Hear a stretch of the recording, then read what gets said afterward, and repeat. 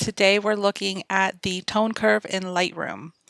Now you're going to see that we are looking at this photo that is completely untouched, unedited. We have done absolutely nothing to it. We're in the develop module here, so we have all of our sliders.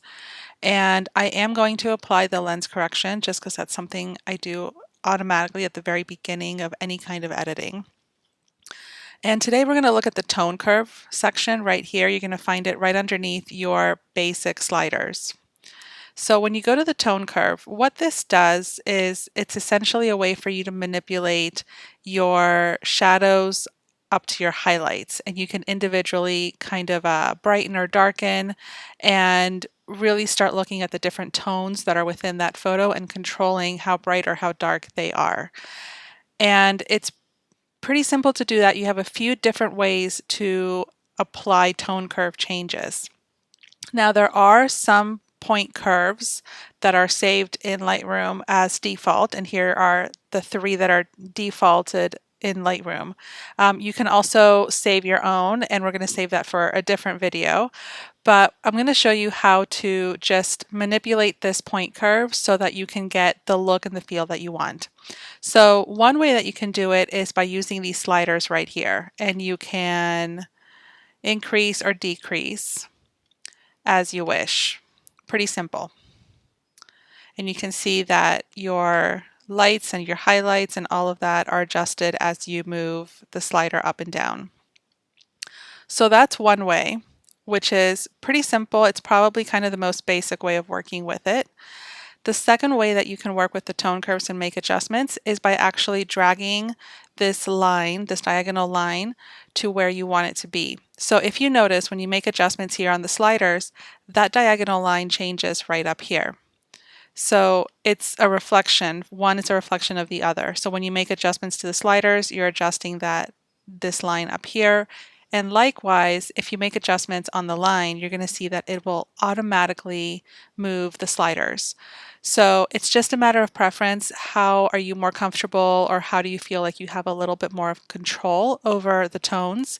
And that's how you want to work. So you'll see that down here, this left section is for the shadows. Then we get into the second section that's for darks. Then we get into a third section for lights, and then highlights.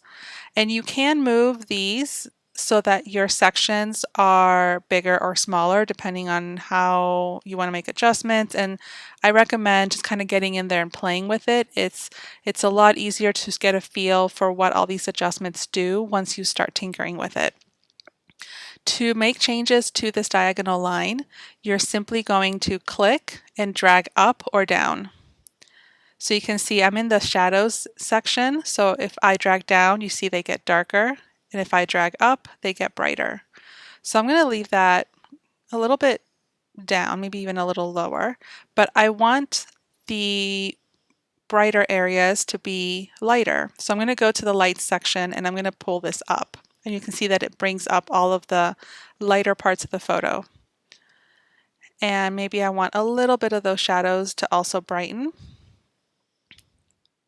So I'm going to keep adjusting up, but I'm seeing that some of those highlights are starting to get a little bit too bright. So maybe bring these down in the highlight section up here.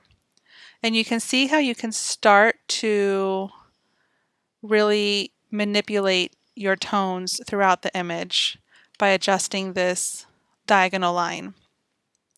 Now there's one last way that you can make adjustments in the tone curve, and that is with this little circle here on the top left of the tone curve section. If you click on that, then when you come back over to your photo, you're going to see that that same icon is right next to your cursor. And you go anywhere in the photo that you want to adjust. So for example, say that I want this area, this lighter area on the shelf to be adjusted. I click and I drag up. As I drag up, if you look over at the tone curve, you can see that it's being adjusted. If I drag down, it's being lowered. My mouse is still on that photo. It's still right here. So say for example, I want these blacks to be a little bit lighter. I can click and drag there. And maybe I want this area up here to be a little bit lighter. I'm going to go click and drag up here. but now my blacks are a little bit too light. So I'm going to darken those blacks a little bit.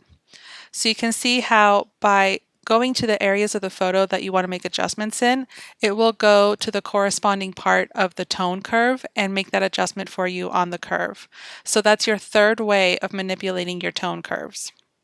Now, what I love about using the tone curves for some of your editing is that oftentimes it can give you a more natural look than if you are trying to do these changes with your blacks or whites or highlights or shadows sliders in the basic section, or even if you're trying to use like clarity or contrast. So I highly recommend playing with the tone curve, especially if you want to make some little micro adjustments in your tones, because it will give you a really nice, smooth, natural look to it. And of course, you can always get a little crazy with it and go really extreme with your adjustments, but for those really high-end photos that just need those little tweaks, the tone curve is a fantastic tool for that. I hope you've enjoyed this video. If you haven't already, please subscribe to the YouTube channel. And thanks for sticking around, guys. I will see you in the next video. Bye.